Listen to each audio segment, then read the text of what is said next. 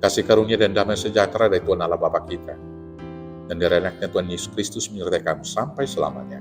Amin. Selamat pagi saudaraku, selamat beraktivitas dipandu firman Tuhan.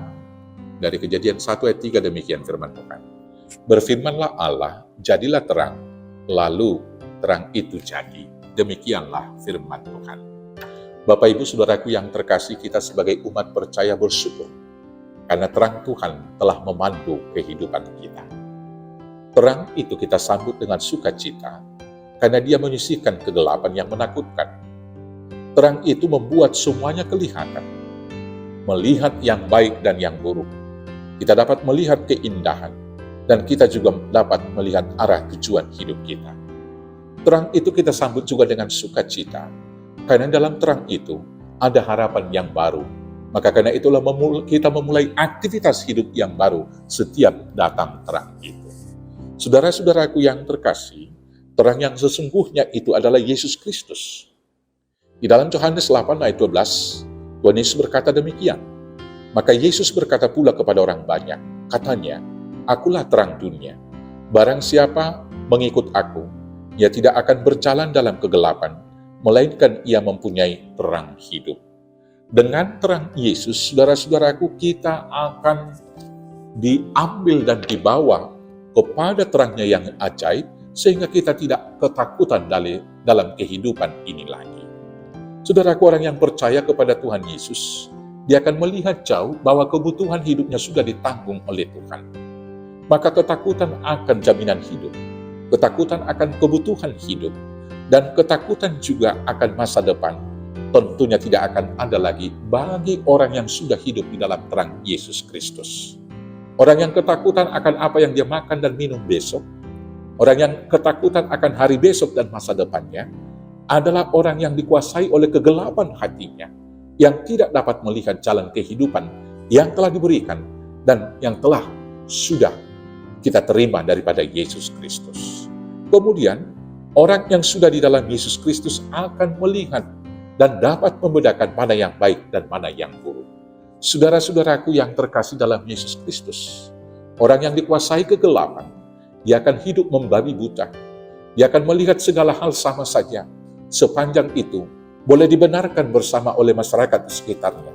Dan sepanjang itu, menguntungkan dan menyenangkan hatinya.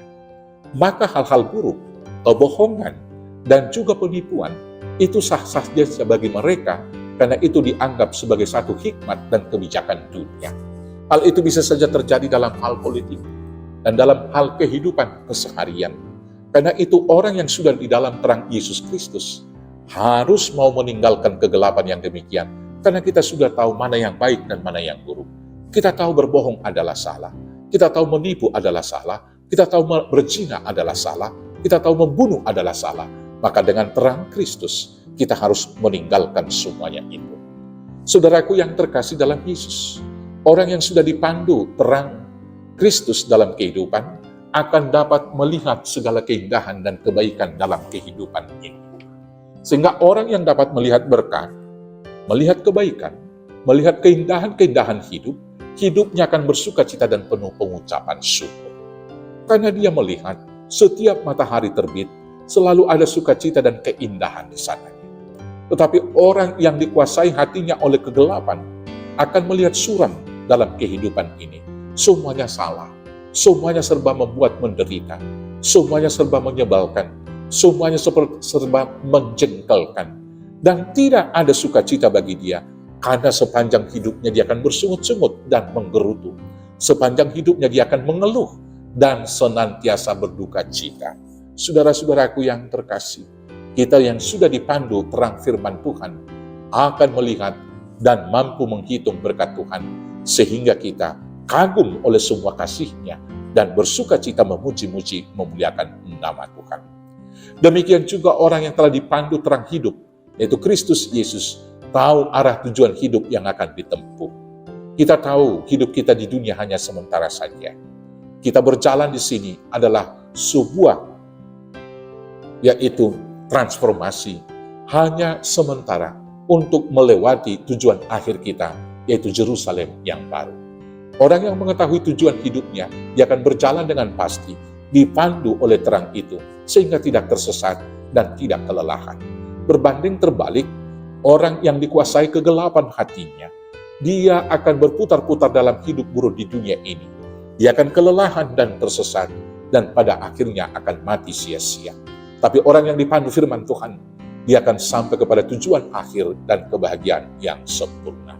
Saudara-saudaraku yang terkasih, sambutlah terang Kristus dan hiduplah di dalamnya, dan bawalah terang itu dalam hidup pribadimu, hidup keluarga, hidup persekutuan, dan hidup bagi banyak orang.